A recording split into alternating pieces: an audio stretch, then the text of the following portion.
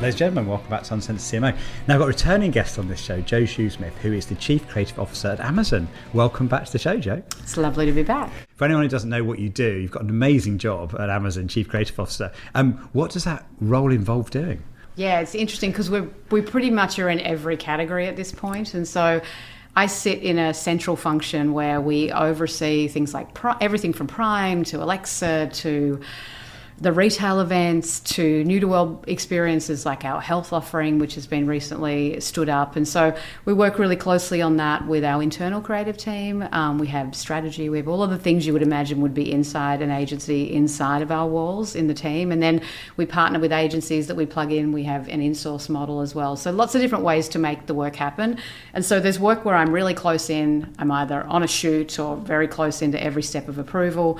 Then we kind of have concentric circles where there other teams that may have smaller investments that we're pointing in the direction of agency relationships that have done great, that know our brand and will see the work, will see the brief. And so you ultimately want it to become more light touch over time as we establish much more of a playbook for what our brand should look like and be recognised in the world. Now, you came from agency side, didn't you? What was the experience like going from agency side to client side, and what did you learn jumping over the fence, so to speak? You know, in many ways it was humbling. I think you get a very different perspective of how important you are in the world when you go from your agency. Creativity is the product of the agency. When you go brand side, creativity is one of the many things you do in the brand, and you get much more of a perspective of what a day looks like in the life of a client and why you're not the most important thing in the universe. And then also just what it feels like to be sold to versus really listened to. And I think that's something I learned really early on of it's great to picture and create drama and really be passionate about ideas, but I think that's the humbling part of when I think about sometimes selling too hard and not really understanding the why behind why an idea is not right anymore, or the why behind the brand has to pivot because the business is telling them they need to pivot, and you don't always know that on the agency side. And so I think I just have a lot more information and a lot more understanding as to why certain things get made and certain things don't. That is such a good insight. I remember once when I was in my client days, an agency said, would they mind if I just sat in a pitch and to give them some feedback? And I remember we got 50 minutes through the hour of the pitch, and I said, look, can I just stop you?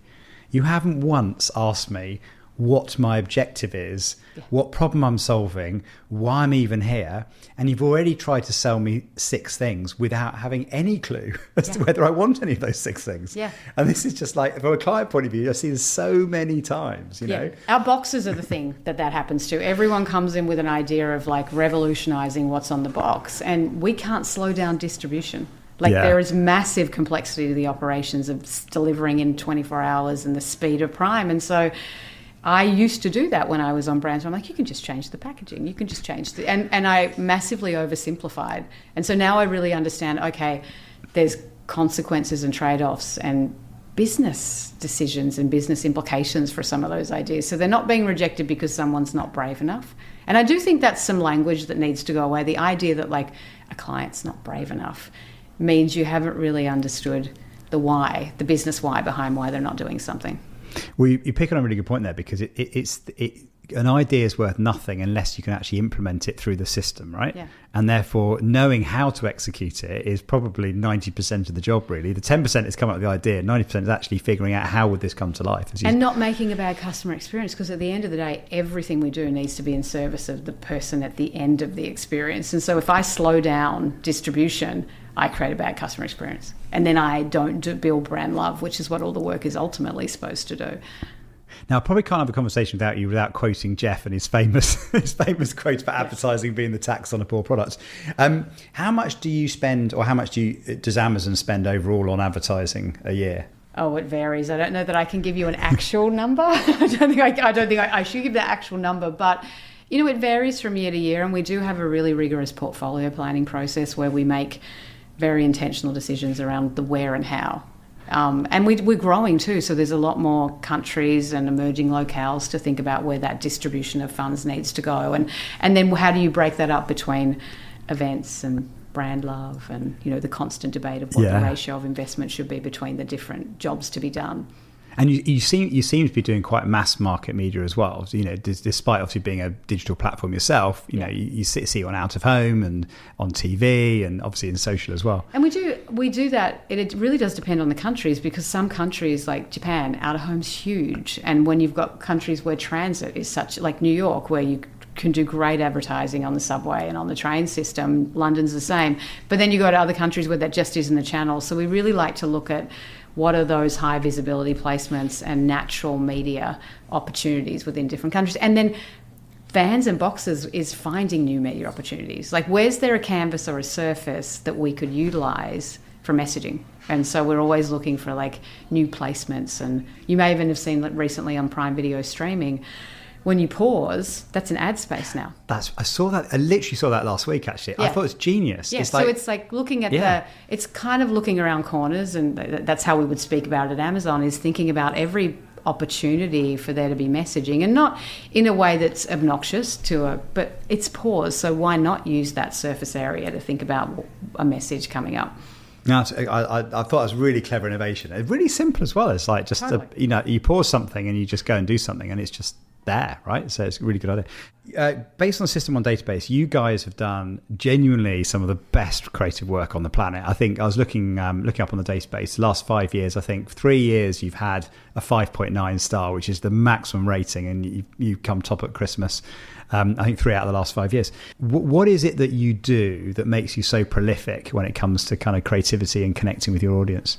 Yeah, it's a good question. I mean, I think finding the truth of really understanding what the truth behind the character story is. We talked about this, there is some very instinctive things around storytelling that have been true before we were measuring in the way that we measure, of like character tension, a hero's journey. How do we get to that triumph? How do we build this story arc that keeps someone engaged at every beat of the story? Building our brand assets into the story. Our distinctive brand assets are a big part of every story that you'll see from us. So it's no surprise who the message is coming from. So people know who's talking to them. And then we find these really interesting characters with tension that feel relevant to the moment in time now. So there's this cultural context that we want to find that insight around, but then also have this kind of universal, timeless truth to them as well. Something I love about that as well is that we often think about branding is physically the branding. Like, I can see the logo, I can see the packaging. But in a way, part of your branding is that you've got an idea that you repeat in different ways, so that almost, it's a bit like with Nike, with Just Do It, is you can sense that it's a Nike ad, can't you? And it's a bit like that with your advertising. Just the way you tell the story and the way you become the solution for the problem is just, you're almost branding that, aren't you? That kind of and keeping it framework. Simple. Keeping it simple. I do think that the industry often overwrites for 30 seconds. You can't do a lot, right? And so when you think about some of the things that maybe on your experience didn't test well, it's too kitchen sink, or there's too many characters, and I don't know who I'm supposed to feel anything for, and I don't know whose journey I'm on when it's too much of a kitchen sink montage. Where is this going? And so we do try and really go back to what's the simplest expression of this story, and then partner with really good directors who tell really good stories. Like we do. I call myself a repeat offender when it comes to directors. When I find people who get our brand and get our voice, we'll often use them over and over again, because you have this shorthand of, you don't have to debate the wrong things, like should there be a box there? You actually debate character development and making sure you've got great casting and that you are just telling a really compelling story. My colleague Orlando Wood actually wrote this book, Look Out, where it was based on Ian McGilchrist's brain hemisphere theory, basically the right and the left brain, and what the parts of the brain pay attention to.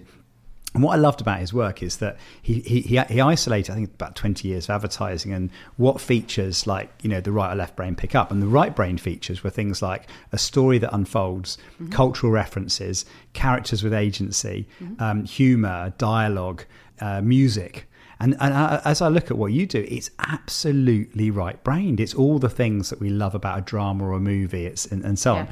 Versus, he talks about left-brain advertising as being fast cuts, thumping soundtracks, lots of words on the screen, multiple characters, that kind of thing. And I think you're almost the perfect example of that kind of right-brain kind of advertiser. Yeah, I like to think it's the same. We are in the entertainment industry as well, right? Whether it's sports streaming or movies, there is this storytelling culture that's building within the organization. And I don't think there's any difference between whether we're streaming a series or making an ad. We're telling a story. We have a much more contained space to do it in, but we still, ultimately, you want people to fall in love with your characters, feel invested. And to get someone invested in a character in 30 seconds is quite a task. And if you bombard that with too many deviations of that story, it becomes really complicated. And it's a hard thing to do. I think it's hard to lose those shots you love, to simplify a story down, to know what are the critical beats to bring someone along with you.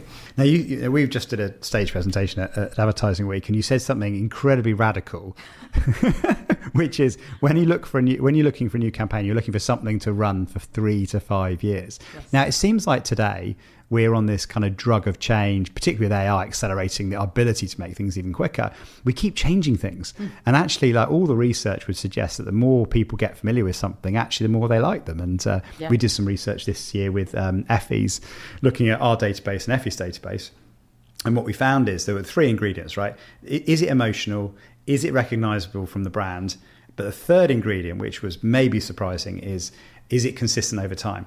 And the consistency was the biggest differentiator in terms of how it scored over time. Literally, second, third, fourth year, the gap between those campaigns and everyone else just grew bigger. Yeah. So I love that you said that. And that's quite radical, really, because like we seem to be on this kind of, production cycle of every year, new ad, new campaign, off we go again. And I think some of it is a little bit born out of the circle of people moving in and out of companies, which I mentioned. I think this idea of like new people coming in charge, if you've got a 2-year tenure, you've got to make something new. And I think that, and I empathize with it, because when you come into a company, you want to revolutionize, you want to put your mark on it. And that does feel like that's that's causing a little bit of that need to like reinvent everything. But yeah, we do need to be more patient. I mean, but it also puts pressure on the story has to be good enough that I want to watch it again. It's like we go back to movies.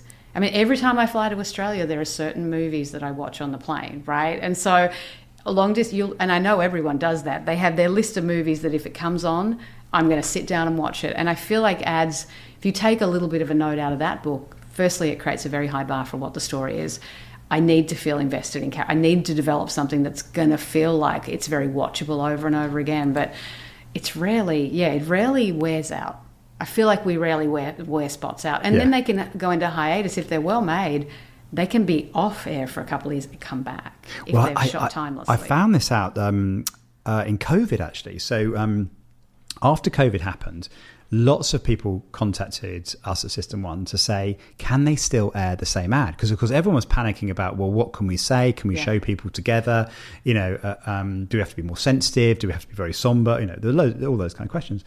And a very large international drink brand, with lots of famous advertising, basically said, could we retest 50 of their campaigns from before COVID, after COVID?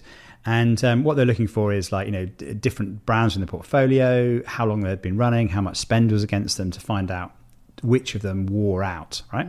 So the brief was, can you tell us which ones have worn out? The shock was, out of the 50, 48 had worn in. So when we retested them, the only 2 that wore out were sponsorship of the Russian Winter Olympics from before COVID. Now, this is when the Ukraine war was just happening, right? And you go, well, that's a bit insensitive. So we literally went back with this kind of rather surprising finding, going, we have not found any wear outs. And it didn't matter whether it was the amount of spend or which country or which brand, we can't find wear outs. Well, I think what's interesting you say with wear in is the other side of the coin is if something doesn't work in its first flight doesn't mean it's not going to work, right? And especially with a new platform, like the patience to allow, like we judge everything in quarters. Did it win this quarter, right? But actually these stories grow resonance over time. And so having the patience to stick with a new platform or a new construct and know that it has wear in is just as important conversation as wear out. It really, really is. Now, talking of that, I think you're re-airing this Christmas or holiday season my very favourite of one of your ads, the Grannies. And you won the ultimate accolade, actually, which was you got a turkey campaign of the week. Yeah, I may not or may be able to confirm whether we're running that. Oh, sorry, we've just broken some news. It's okay, I'm not. But yeah, we definitely, that's a consideration. But it was interesting to watch that it received a turkey in our industry press. And I think that was a little bit telling to like what kind of stories we're looking for. Like, have we lost touch with our customers? Are we making, and look, I'm the first to say, I think often we make ads for ourselves, right? How often do you see an ad where I'm like, who's the customer? Where's the customer in this story? Because it feels a little bit like, as an industry, we can celebrate and applaud things that, does your mum like it if she's the audience for this? And so I do think that's a really important thing to think about, is like, who is the customer for this, and how are we making sure that we're writing stories that are going to resonate at the right endpoint? Yeah. Now, for anyone who hasn't seen it, just in case there's anyone listening that hasn't seen it, just describe it, because it's a beautiful construct you came up with. Yeah, no, it was really born out of this idea of traditions and what the holidays represent. And we're seeing that increasingly, even in some of our studies looking at this year, is in turbulent times, in uncertainty, we retreat and we actually really crave traditions. And some of those traditions can be awful. It can be the dry turkey that your aunt makes every year, but it's the tradition. Or it can be sleeping on the fold-out couch in the basement, but it's the tradition and the comfort of that. And so this idea of this friendship that has persisted for so many years and so many, and what that represents, whether you're at that point or whether you are hoping, or whether you hope your mum's at that point, but this friendship that has longevity and the tradition of them sledding, it really struck a nerve with people. It struck a nerve because it was that representation of, I either want that to be me right now, I want that to be my mum right now, I want me and my girlfriends to be doing that when we're that age, and that we can hold on to these things that give us this sense of comfort and control in a world that increasingly does not feel that way. Now, one of the insights I think you nailed in that spot, which links to a report we just launched about seeing Gen Z, is the intergenerational nature. So you've got obviously the grands, but they're going back to when they were kids. And it's beautiful. And I think something we don't often recognise enough is that actually intergenerational stories are things we can all connect. They're kind of universal truths. And for anyone listening, we've just released a new study actually looking at Gen Z. Now, I have to say, I resisted this for a very long time, because I'm like, the world does not need another Gen Z report, right? Yes. So when I went to the team, I'm like, we have to find something interesting to say that no one else has heard before. But anyway, I'll just read through the stats for anyone listening, watching. So this is US data. We did this in the UK and the US, right? But this was wild, because we found we did 1,000 ads from the last 3 years. 93% of ads have Gen Z in them, and 48% have them as the lead character. Now, given that Gen Z are 25% of the population, 17% of spend, that's a massive over. I mean, we are obsessed with youth, aren't we? Mm-hmm. As an industry, why are we so obsessed with youth, do you think? Yeah, I don't do know. we want to be young? Is that what it is? Or yeah, it doesn't make a lot of sense to me, because like, look at like Jane Fonda in billboards all over America at her age, and Kris Kardashian becoming the face of MAC just recently. And so you've got, there's two. I think maybe we're starting to realise that we shouldn't be so obsessed with youth, and that you could make a spot with or make a piece of advertising with an older customer, and it's still going to resonate with the younger customer. Well, that's what you've proved, haven't you? You've just proved that. We've proved that with that spot. We've proved that with a ton of work, and then to your point on when we do talk to Gen Z, we play a lot to the stereotypes of what we think they want to see, and I think hopefully we're getting smarter about like dimensionalizing them as human beings and giving them a little bit more characters and layers than we've maybe done historically. Well, this is so what we found. So with the feeling seen work that we did a few years ago, we came up with this insight, which is when people see themselves in advertising, they feel more. They feel more, right? They mm-hmm. feel happier, and they feel happiness more strongly. And we called it the diversity dividends, right? If you represent minority groups, they feel better, and it's good for everyone, right? Mm-hmm. This didn't play out with Gen Z. So what we found with Gen Z is when they see themselves in advertising, the score went down, which is really wild. And in fact, for women, it went down a little bit. So on a star rating 1 to 5, on average, went down 0.6. For men, it went down 1.5. I mean, it went from like good to bad. I mean, it's quite a big difference. So young men in particular are not connecting with the way we currently portray them, which, back to your stereotype point, I think is so key. I mean, because I went back to the team and said, look, tell us what's surprising in this report, because we've got enough Gen Z reports out there. So what's surprising? The 4 things I thought were interesting is, like, we tend to always show them on tech devices, right? But actually, the spots that didn't have technology, that were real life, did much better. So again, assumptions there. Second one I thought was interesting. Men are often shown in sporty, competitive situations, but actually the ones where they're successful in their careers or they're showing kindness and friendship with others did well. The third one was, we often like to show, not handling real life and being awkward, but actually they thrive in cross-generational situations, family friendships. And this is exactly what, you were doing with the Grannies. Yeah. And it's interesting. We had a spot last year with two for the NWSL in the US for Prime, where we had two sisters that are football players, and they competing with each other, and it was a very successful spot for us, and we showed them in a light where they were being really competitive, really like somewhat aggressive with each other in the way that like one wanted to up the ante on the other, and it played really well for that reason, because it just showed a really positive, different perspective of like, not made up, messy hair, feeling very imperfect, and yeah, it was a very successful spot for us. So it is about time we started all shifting to that mentality of that there is more layers to the onion of Gen Z, and I think we've kind of really just focused on the outer layer, and there's a lot more to dig around at. Totally. And I must remember your ad from Japan as well, which was beautiful, and quite maybe 10 years old now as well, isn't it? And what I loved about that is it's casting a young guy in a really positive light as well, and showing kindness to his gran.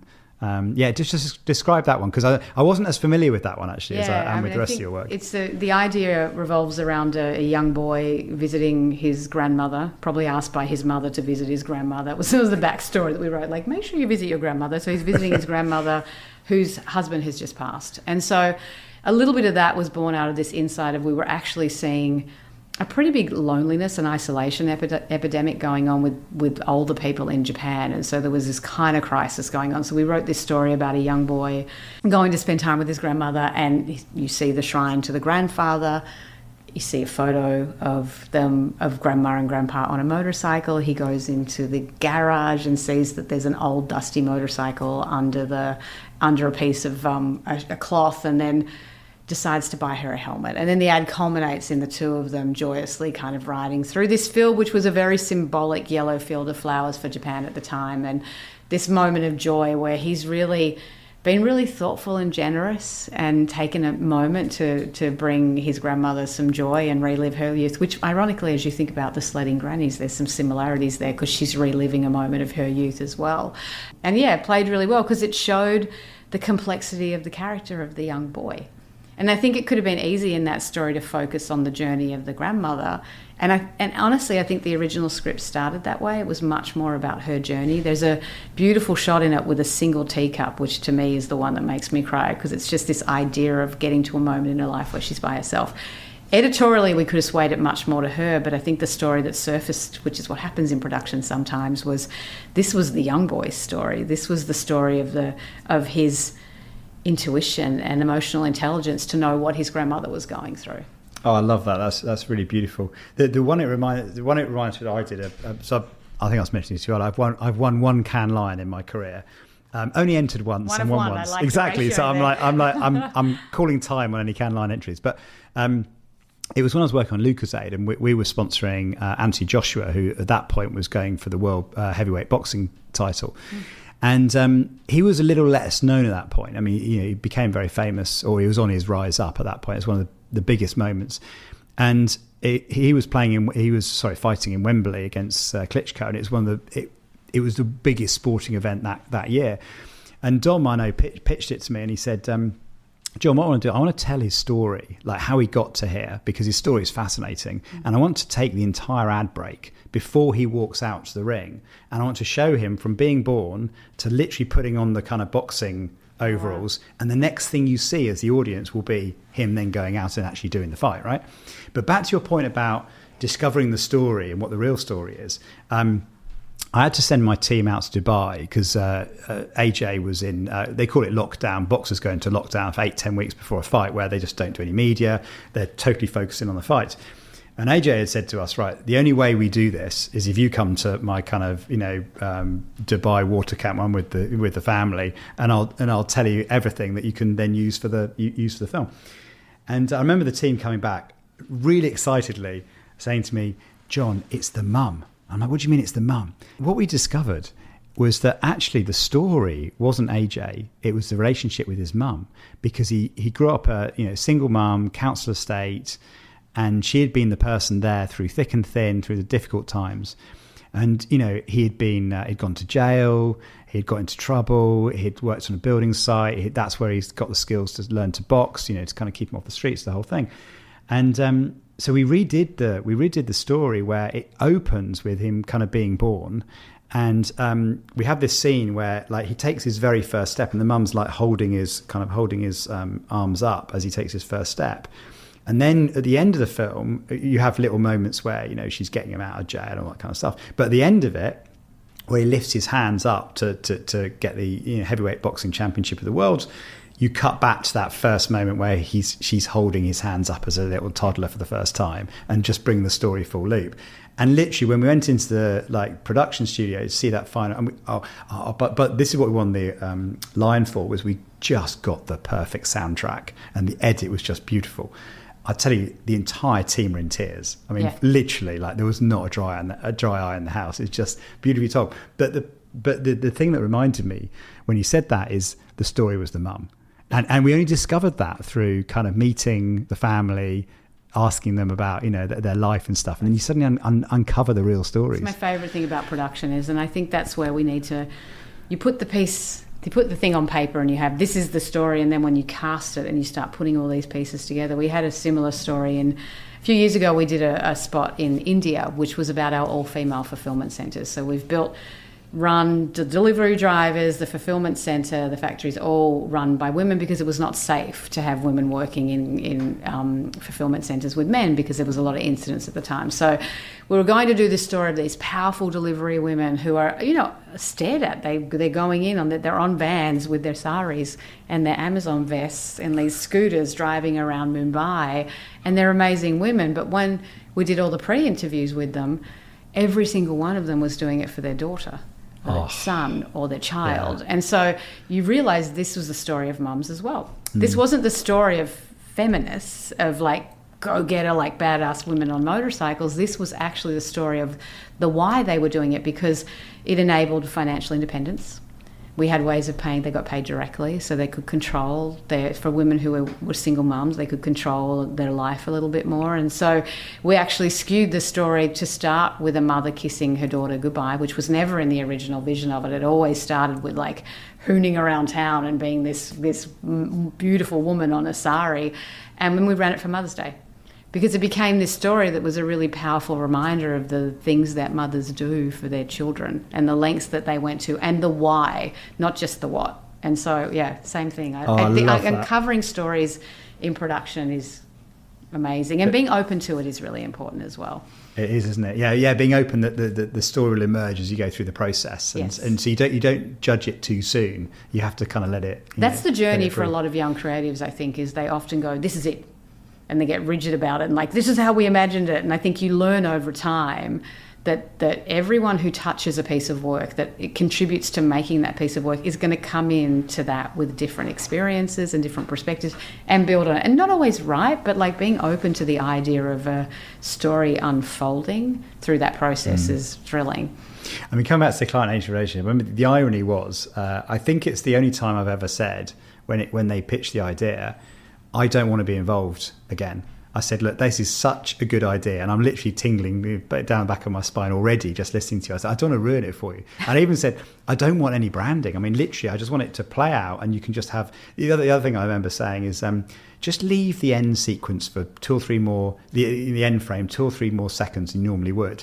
Because I feel so emotional just about the script. Like when people actually see this, I don't want it to cut straight to the noise of the arena. Yeah. I want it to hold. I want it to hang there, and then you go in, sort of thing. So you feel it, and that's the final moment. Well, I mean, we came up the line. I think nobody ever moved forward by standing still, and then just cuts the logo. That was it.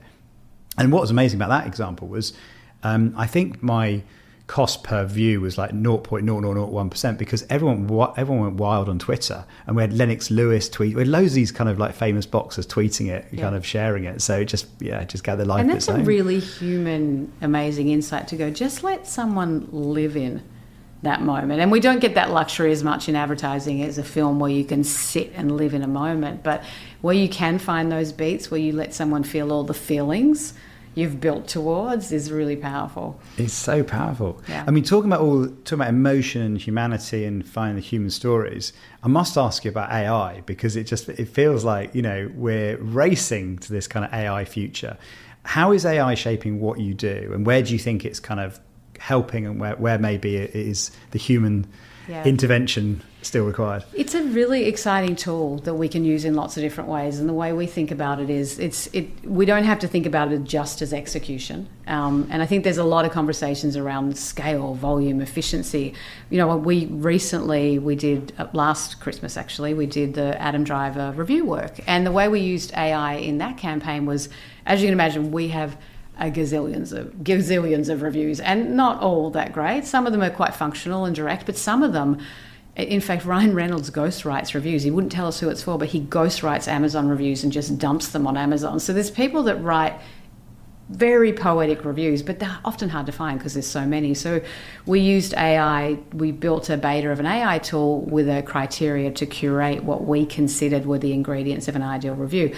Saved us weeks and weeks and weeks of time in searching, and kind of got it down to a much smaller pool.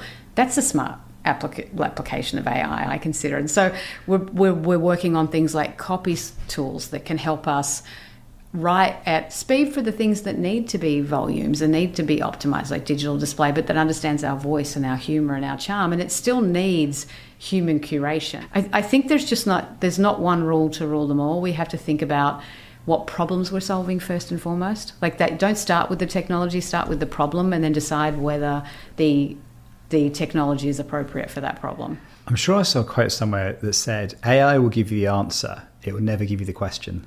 That's right. And I think that's what you're touching on there, isn't it? It's the actual skill is asking the right question and refining what the question should be. Yeah. Did you just say Ryan Reynolds ghostwrites reviews on Amazon? He does. When we met him a few years ago, he was talking about, we just met with him and did a session with him in Cannes, and he said he writes. He wouldn't tell us what name he writes under, but he writes reviews and just dumps them in there. So who knows? Can you train the AI to kind of learn Ryan Reynolds' kind of tone of voice and humour? I think now you've just sparked an idea. If I feed in Ryan Reynolds' voice, can I start figuring out what the ghostwriting is? But this could be the big if hunt. he does it, who else do you think does it?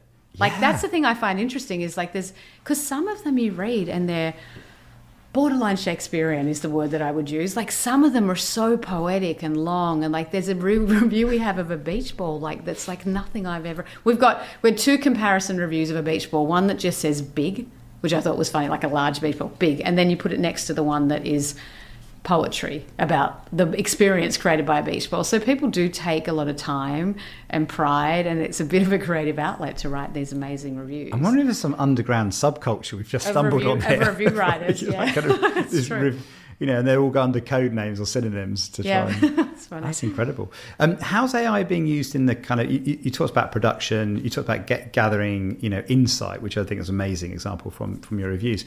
Are you using it in the kind of creative process in terms of coming up with ideas, or is that still very much a kind of human element? I mean, I think in different ways. It depends on the brief. I think teams will 100% go to AI for that spark, like you would go to the internet for a spark, looking to feed things, looking to and different teams have different level of fluency. So some teams will utilize it as an input. I think the big question for me was look at the entire workflow.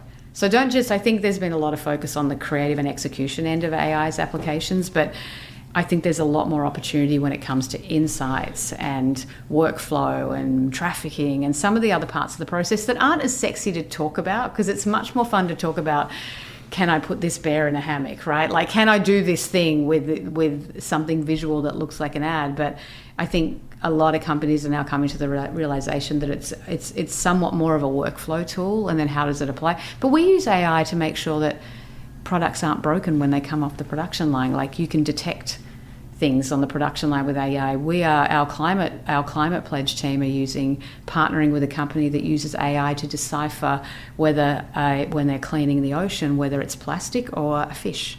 So AI in application at different scales when it comes to all the different jobs that we need to do goes well beyond advertising. And I find that stuff really exciting. That is super cool, isn't it? I was just thinking, because the creative process is it is very imperfect, isn't it? Like sometimes the idea will come straight away, sometimes it'll take months. Yeah. You know, it's not like a linear thing that you can just schedule. It's context, it's circumstance, it's the right mix of people, it's the right brief. There's so many things, isn't there, that come into... And you need to go down a lot of rabbit holes. Like I found myself down Reddit rabbit holes often when I'm like trying to spark something, go to a movie. Like I think what is the source of inspiration? And I think actually with the speed with which we work, and sometimes the static nature of like creatives sitting in their cubes kind of trying to come up with ideas, like you get out what you put in. And I think the best creatives are sponges of culture. And AI is one of those things, right? It's like you're a sponge of that. You're a sponge of the new. You're a sponge of the old. You're just inputting as many things that are in your toolkit that when you are tasked with a brief can kind of surface and make the idea great. You talked about speed. Now, Amazon's famous for its agility, you know, I mean, I find it amazing that you can get deliveries in the same day now. You know, it's just like incredible. So you forget something and I go, oh yeah, I can order it in the morning. It's there in the afternoon. It's just wild. Yes. How does such a big company remain so agile? What is it you do to kind of create that agility? I just think there's a lot. I mean, it's a really smart team of leaders who are looking forward, it's not backwards, and so always looking about not what you look like now, but what you're going to look like in 5 years' time, and being ahead of that and what's coming, and that's where I think failure is a big part of the culture, because that's why you can fail, because you don't look backwards, you learn from it, but you then go on to the next thing. And I think that tolerance of forward, kind of constant forward momentum, and always looking to what's next and not dwelling on the thing that didn't work, but learning from it and taking it to the next pieces is what's enabled us to move fast. Yeah. And if you could look at all your creative output, what you've done for Amazon, if you could pick the one thing that's made the biggest difference, what would it be if you had to choose one thing? There's a lot of things. I do think defining our brand architecture and brand expression system from a design standpoint has been enormous, because the voice of the brand, the font, the look and feel, the colours, simplifying that. And that was a project we honestly started about 5 years ago, where we started realising we were showing up very different everywhere, and because of the way we were growing, there was just a lot of autonomy to grow, but then with that comes different brand expression systems. And we also knew that AI was coming, and so having a design system that wasn't repeatable, recognizable, that didn't have like modular elements that technology could move around was also going to fail in the future at some point as well. So the design system, which now is in multiple languages in multiple countries, means that you can travel the world and Amazon looks the same. And we didn't PR it, like we did things like fattened up the smile in our logo, we sharpened and tweaked some of the character shapes within the Amazon logo, and it wasn't something to like get a headline out of. It was work that needed to be done that hadn't been done, and it's probably not the sexiest, gonna win all the lions work, but it's so foundational to consistency that's so important to anything else that we do. If we can start to have that layer of just okay, I'm making it easier on the customer because they know who's talking to them. Yeah. And I just don't think we had that foundation, so that's been a huge... I mean, back to our little formula from the Effie's work we did, emotion plus branding plus consistency was basically the formula we ended up with. The other thought that occurred to me as you said that is the freedom actually in a tight brief. I know it's a different context, that phrase, but it's true, isn't it? If you're really clear about who you are, it actually gives creativity freedom. And all the best brands, like You're Not You When You're Hungry or Should Have Gone Specsavers, they're all super, super tight on what they're about and how they look. But their creative output appears quite different because they're so tight on actually what they stand for. It liberates the kind of expressions of that, doesn't it, in the different contexts, because you all know the joke, don't you, that they all know their position of the joke. The more familiar you become with it, then you can express it on the side of a van or in direct mail or it opens online. Up everything. It's actually liberating, and I think some people think it's like a constraint, but actually it's well, and a lot of that work comes from us. You know, when I came in, we had these silos of like design sat over here and advertising sat over here and production sat over here, and so forced collision of integrating those groups together started to realize we always talk about what are the problems to solve every year, and that was a pretty big problem to solve that has really it's actually taken us really far forward, because then when we start talking about, then you talk about storytelling consistency, so it's not just fonts and colors and repeatable grids of like how the work looks and shows up in the world, but then it also opens the door for your voice and your tone, and are we a funny brand, and can we be a funny brand, and can we be a serious brand, which I believe we can, but knowing the kind of stories that we tell. And so it's forced, that foundational architectural conversation has forced a lot more storytelling conversations as well. Yeah, I love that a lot. It's funny, I think if I was to pick one thing I've learned doing this podcast and at System One the last 5 years since we've been doing both, the compounding effect of consistency, I think, would probably be it. And it's probably something that is funny, actually, because being in marketing, I've never done a job more than 3 years. This is the first time I've done it, almost 6 years now. Yeah. I've never been in a job long enough to see the compounding effect happen. And it's like, you're living it. This is what happens in year 4, 5 and 6. It's worth waiting for this, because literally as a marketer, I'd probably hand the success off to someone else. So or it gets stopped. I mean, that is also the short-termism. To be fair, that's usually what happens, actually. That's the short-termism that it takes at least 3 years to have an impact, to see the outcome of, and then even to be able to go, well, that didn't work, we can optimize it or change it, but it does take a my biggest learning. Of time. I know, it's been wild. Look, on that bombshell, I'd love to keep chatting, and thank you so much, and it's always a joy to chat to you, and congratulations on continually smashing it with the work you're doing. Thank you, and congratulations on 6 years, on your longest tenure. Yeah, I know. Fantastic. Great stuff, thank you. Thank you.